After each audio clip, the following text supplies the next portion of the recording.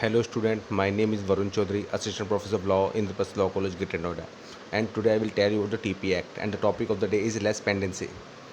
The meaning of less pendency is a pending legal action, wherein the less pendency is suit, and pendency means continuing or pending in case of transfer of such immovable property. The transfer became bound by the result of the suit. अभी इसका क्या मतलब क्या है ना, कोई भी ऐसा ऐसा भी कोई विचाराधीन वाद, मतलब कोई वाद से मतलब यहाँ पे कोई केस है, कोई भी मतलब प्रॉपर्टी पर अगर कोई वाद विचाराधीन अभी वो लंबित है, मतलब कोर्ट में पेंडिंग है, ठीक है ना। तो अगर कोई प्रॉपर्टी का ट्रांसफ़र होता है, सपोज उसको सेल्स होता है, उसका लीज़ होता है, उसका पट्टा होता है, या कोई भी मॉर्गेज होता है, तो आप ही जो है ना, जो भी पट्टा हो रहा है, जो भी प्रॉफिट ट्रांसफ़र हो रहा है, वो जो ट्रांसफ़र होगा वो कोर्ट के डिसीजन से बाउंड होगा। मतलब अभी वो जजमेंट तो आया नहीं, जजमेंट या ऑर्डर जब आएगा भविष्य में आएगा, लेकिन जो भी ट्रांसफ़र हो रहा है या जो भी बात हो रही है, जो भी लेन देन हो रहा है, जो भी प्रॉपर्टी का ट्रांसफ़र हो रहा है, वो कैसे होगा, कोर्ट के जजमेंट से बाउंड होगा। अभी उसको जो ना लेने वाले और देने वाले को दोनों को मानना होगा। मतलब इनकेस जितना लिया है, अभी सपोज अगर वो होता है कि भाई आपको इतना पैसा दो या आपको ये आदेश फॉलो कराना होगा, तो वो आपको वापस उसको करना होगा या देना होगा। मतलब वो बाउंड है, जो उसको ले रहा है या दे रहा है, दोनों पार्टी उसके लिए बाउंड होंगी। बाद में फिर वो ये नहीं बोल सकते मैंने तो खरीद लिया, मैं तो मेरे पे लागू नहीं होगा, नहीं नहीं। तो अगर कोई जजमेंट ऐसा आ रहा है तो बाद में वो पार्टी उसको बाउंड होंगे उसको फॉलो करने के लिए। What is less pendency action? Formally known as less pendency, a notice of the pendency of a suit in a written document recorded with the country recorder that provide construction notice to the pending court action that affect title to the or possession of a real property. अभी जो real property है उसमें जो विचाराधीन वाद है, दोनों विचाराधीन मतलब जो भी विचाराधीन मुकदमा है उस पर दोनों पार्टी क्या है ना, रिटेन डॉक्यूमेंट जो होगा उस पर दोनों को रिकॉर्ड करने के लिए, ये दोनों को पेंडिंग जो कोर्ट में जो जजमेंट आ रहा है उसको मानने के लिए बाउंड होंगे, ठीक है।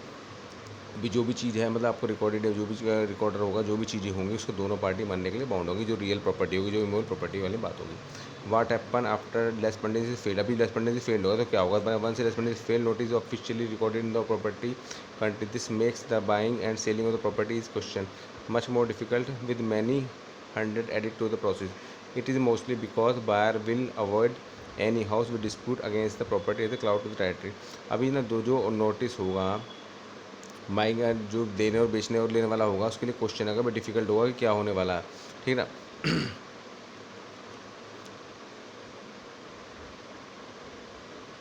अभी जो खरीदने वाला है वो इस चीज़ को जो है ना, मतलब आप ये समझिए, जो होगा खरीदने वाला उस चीज़ के लिए बाउंड होगा, जो भी जजमेंट कोर्ट के द्वारा आने वाला है। अभी वो ये नहीं कह सकता कि भाई मैंने तो ले लिया था, मैंने तो पैसे ले लिए तो मेरे पे जजमेंट लागू नहीं होगा। अगर उनको बात को मालूम है कि ऐसा कोई जो केस है वो पहले से ऑलरेडी कोर्ट में पेंडिंग है, तो दोनों पार्टी स्पेशली जो खरीदने वाला है वो बाउंड होगा उसको मानने के लिए, ठीक है। क्योंकि वो सब कुछ उसने हालात जानते हुए ख़रीदा है, उसके बाद वो उसको मालूम था कि कोर्ट में ये मुकदमा लंबित है और जजमेंट कुछ भी आ सकता है, जजमेंट उससे अगेंस्ट भी आ सकता है प्रॉपर्टी की जो वो चाह रहा है, और उससे अलग भी आ सकता है।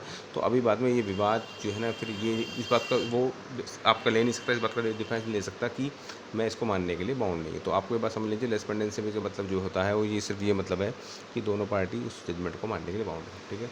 Can you sell a house with less pendency? The homeowner can enter into contract to sell the property, but the claim of the person who has filed the less pendency has to be paid or settled before title can pass free and clear to the buyer. If the house closes the buyer would ultimately have to accept the outcome of the pending litigation.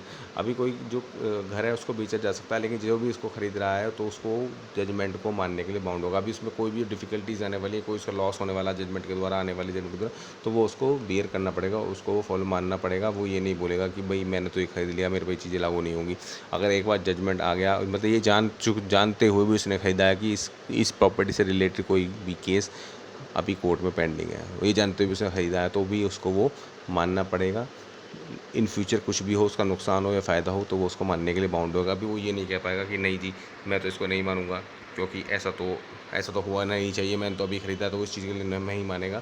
तो मुझे लगता है आपको बात समझेगी। लेस्पेंडेंसी से मतलब क्या है, जो विचाराधीन बात है उसको विचाराधीन बात है, जो प्रॉपर्टी पर कोई केस पेंडिंग है, तो उसको दोनों पार्टी मानने के लिए बाउंड होगी, स्पेशली बायर जो उसको खरीद रहा है, ठीक है। वो इस बात का डिफेंस नहीं ले सकता, मुझे इसको पता नहीं था, ठीक है। तो मुझे लग रहा है अब आपको समझ में आ गया होगा इस बारे में। तो thank you very much to all of you आज के लिए।